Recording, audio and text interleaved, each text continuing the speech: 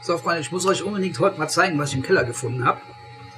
Und zwar ist das ein altes Keyboard mit eingebautem Taschenrechner. Vielleicht der eine oder andere kennt dieses Teil noch.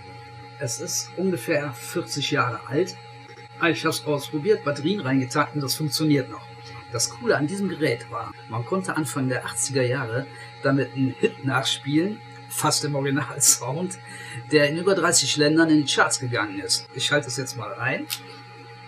Ich denke, die meisten von euch werden den Song bei den ersten Takten schon erkennen.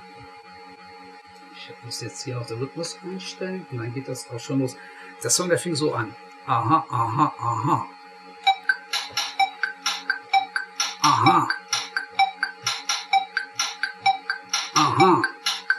Was ist los mit dir, mein Schatz? Aha. Geht es immer nur bergab? Aha. Geht nur das, was du verstehst? Aha. Love you so it didn't show. Ich lieb dich nicht, du liebst mich nicht. Ich lieb dich nicht, du liebst mich nicht. Da, da, da. Da, da, da.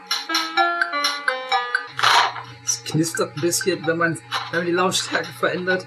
War eine coole Zeit. Bei mir sind eine ganze Menge super Erinnerungen wach geworden. Ich freue mich auf jeden Fall, wenn ich von euch da auch was zu sehen bekomme.